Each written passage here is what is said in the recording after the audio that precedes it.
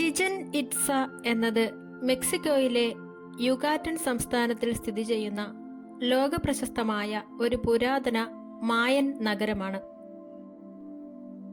ഒരു വർഷത്തിൽ 365 ദിവസങ്ങളുണ്ടെന്ന് ആധുനിക ശാസ്ത്രം കണ്ടുപിടിക്കുന്നതിനും നൂറ്റാണ്ടുകൾക്ക് മുൻപ് കൃത്യമായ കലണ്ടർ അനുസരിച്ച് നിർമ്മിക്കപ്പെട്ട ഒരു കൂറ്റൻ പിരമിഡ്. വർഷത്തിൽ 2 തവണ ഈ പിരമിഡിന്റെ പടവുകളിലൂടെ ഒരു സർപ്പദൈവം നിഴലായി ഇറങ്ങിവരുന്ന അത്ഭുത കാഴ്ച. തോൽക്കുന്നവരെ ദൈവങ്ങൾക്ക് ബലി നൽകിയിരുന്ന ക്രൂരമായ കായിക വിനോദങ്ങൾ. മെക്സിക്കോയിലെ കാടുകൾക്കുള്ളിൽ ഇന്നും തലയുയർത്തി നിൽക്കുന്ന ചിചൻ ഇറ്റ്സ എന്ന മായൻ നഗരത്തിന്റെ യാഥാർത്ഥ്യങ്ങളാണിത്. AD 600-നും 1200-നും ഇടയിൽ മധ്യ അമേരിക്ക ഭരിച്ചിരുന്ന അതിശക്തമായ ഒരു ജനവിഭാഗമായിരുന്നു മായന്മാർ.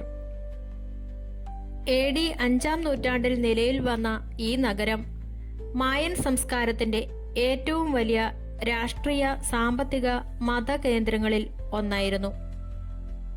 ഗണിതത്തിലും ജ്യോതിശാസ്ത്രത്തിലും വാസ്തുവിദ്യയിലും മായന്മാർ അക്കാലത്ത് ലോകത്തെ മുഴുവൻ ഞെട്ടിച്ച പ്രതിഭകളായിരുന്നു.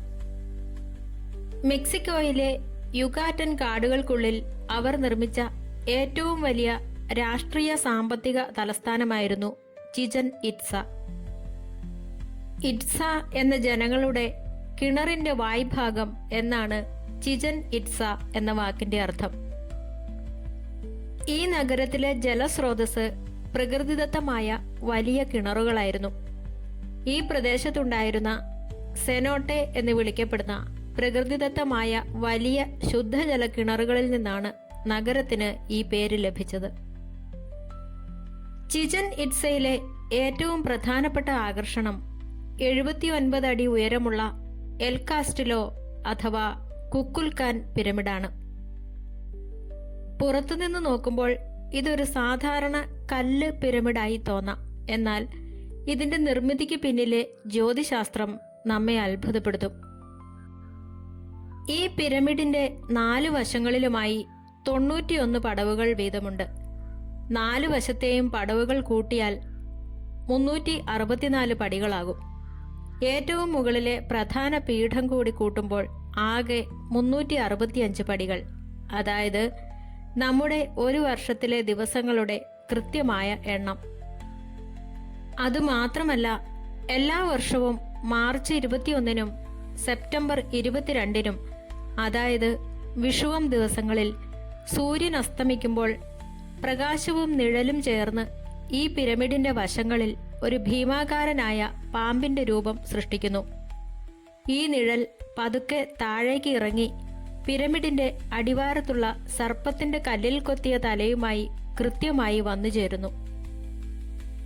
തങ്ങളുടെ പ്രധാന ദൈവമായ കുക്കുൽക്കാൻ ഭൂമിയിലേക്ക് ഇറങ്ങി വരുന്നതായാണ് മായന്മാർ ഇതിനെ കണ്ടിരുന്നത്.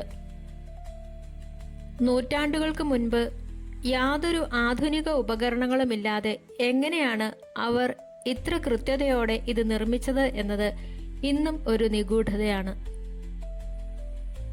ചിചൻ ഇറ്റ്സയിലെ മറ്റൊരു വലിയ അത്ഭുതം ഇവിടുത്തെ ശബ്ദശാസ്ത്രമാണ്.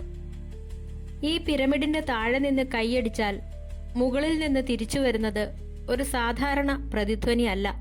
പകരം മായന്മാർ വിശുദ്ധമായി കരുതിയിരുന്ന ക്വെറ്റ്സാൽ എന്ന പക്ഷിയുടെ ശബ്ദത്തിന് സമാനമായ കിലുക്കമാണ് തിരികെ കേൾക്കുക.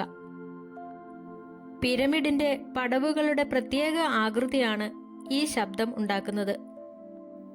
ഇത് മനഃപൂർവ്വം ഡിസൈൻ ചെയ്തതാണോ അതോ യാദൃച്ഛികമായി സംഭവിച്ചതാണോ എന്ന് ശാസ്ത്രജ്ഞർക്ക് ഇന്നും ഉറപ്പിച്ചു പറയാൻ കഴിഞ്ഞിട്ടില്ല.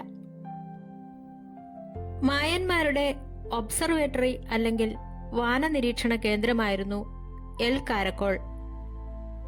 നക്ഷത്രങ്ങളുടെയും ഗ്രഹങ്ങളുടെയും ചലനങ്ങൾ നിരീക്ഷിക്കാൻ അവർ ഇത് ഉപയോഗിച്ചു. ചിചൻ ഇറ്റ്സയിലെ കളിസ്ഥലമാണ് ഗ്രേറ്റ് ബോൾ കോർട്ട്. ഇവിടെ അവർ കളിച്ചിരുന്ന കളി കേവലം ഒരു വിനോദമായിരുന്നില്ല. കൈകളും കാലുകളും ഉപയോഗിക്കാതെ ഇടുപ്പും മുട്ടുകളും മാത്രം ഉപയോഗിച്ച് ഒരു കനത്ത റബ്ബർ പന്ത് ഉയരത്തിലുള്ള കല്ലിന്റെ വളയത്തിലൂടെ കടത്തിവിടണമായിരുന്നു. കളി ജയിക്കാൻ കഠിനമായ ഈ മത്സരത്തിന്റെ അവസാനം നടന്നിരുന്നത് ക്രൂരമായ മനുഷ്യബലിയായിരുന്നു. ചരിത്രകാരന്മാർ പറയുന്നത് കളി തോൽക്കുന്ന ടീമിന്റെ ക്യാപ്റ്റന്റെ തല വെട്ടി ദൈവങ്ങൾക്ക് ബലി നൽകിയിരുന്നു എന്നാണ്. രക്തം ഭൂമിയിലേക്ക് ഒഴുക്കുന്നത് മഴയും സമൃദ്ധിയും നൽകുമെന്നായിരുന്നു അവരുടെ വിശ്വാസം.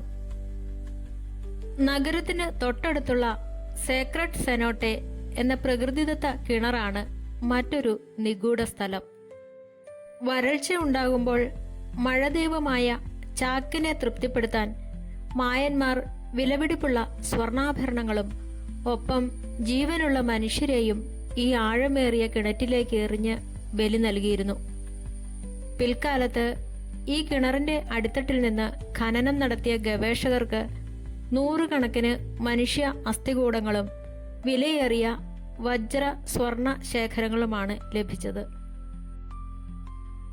AD 1200ഓടെ ഈ അതിശക്തമായ നഗരം പാടെ ഉപേക്ഷിക്കപ്പെട്ടു. ഇത്രയും മികച്ച സാങ്കേതിക വിദ്യ ഉണ്ടായിരുന്ന ജനങ്ങൾ പെട്ടെന്ന് ഈ നഗരം വിട്ടുപോകാൻ കാരണം ആഭ്യന്തര യുദ്ധങ്ങളാണോ അതോ കടുത്ത വരൾച്ചയാണോ എന്നതിന് ഇന്നും വ്യക്തമായ തെളിവുകളില്ല. കാടുകൾ വിഴുങ്ങിയ ഈ നഗരം നൂറ്റാണ്ടുകൾക്ക് ശേഷമാണ് ലോകം വീണ്ടും കണ്ടെത്തിയത്.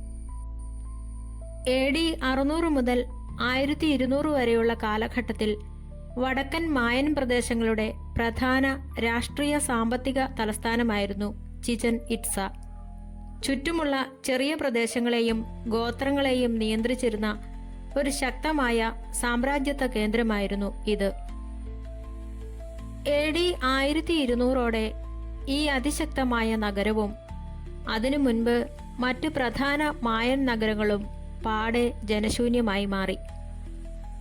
യാതൊരു ആധുനിക ഉപകരണങ്ങളുമില്ലാതെ പ്രകൃതിയെ പോലും വെല്ലുവിളിച്ചുകൊണ്ട് നഗരങ്ങൾ പണിത ഒരു ജനത തങ്ങളുടെ സാമ്രാജ്യം ഉപേക്ഷിച്ച് എങ്ങോട്ടാണ് അപ്രത്യക്ഷരായത്? അടുത്ത കാലത്ത് ശാസ്ത്രജ്ഞർ നടത്തിയ പഠനങ്ങൾ തെളിയിക്കുന്നത് ആ കാലഘട്ടത്തിൽ മധ്യ അമേരിക്കയിൽ നൂറ്റാണ്ടിലെ തന്നെ ഏറ്റവും കടുത്ത വരൾച്ചയുണ്ടായി എന്നാണ്. കൃഷി പൂർണ്ണമായും നശിക്കുകയും ജലസ്രോതസ്സുകൾ വറ്റിവരളുകയും ചെയ്തതോടെ ജനങ്ങൾ പട്ടിണിയിലായി. ജീവൻ നിലനിർത്താൻ അവർ നഗരങ്ങൾ ഉപേക്ഷിച്ച് മറ്റു പ്രദേശങ്ങളിലേക്ക് പലായനം ചെയ്തു എന്നാണ് പ്രധാന നിഗമനം. മായന്മാർ തങ്ങളുടെ കൂറ്റൻ കൊട്ടാരങ്ങളും പിരമിഡുകളും നിർമ്മിക്കാനും ചുണ്ണാമ്പ് ചാന്ത് ചൂടാക്കാനുമായി ദശലക്ഷക്കണക്കിന് മരങ്ങളാണ് വെട്ടിനശിപ്പിച്ചത്. ഇത് വനനശീകരണത്തിനും പ്രാദേശികമായി മഴ കുറയുന്നതിനും കാരണമായി. അതായത് തങ്ങളുടെ അമിതമായ പ്രകൃതി ചൂഷണം വഴി അവർ തന്നെ തങ്ങളുടെ നാശം വിളിച്ചു വരുത്തുകയായിരുന്നു.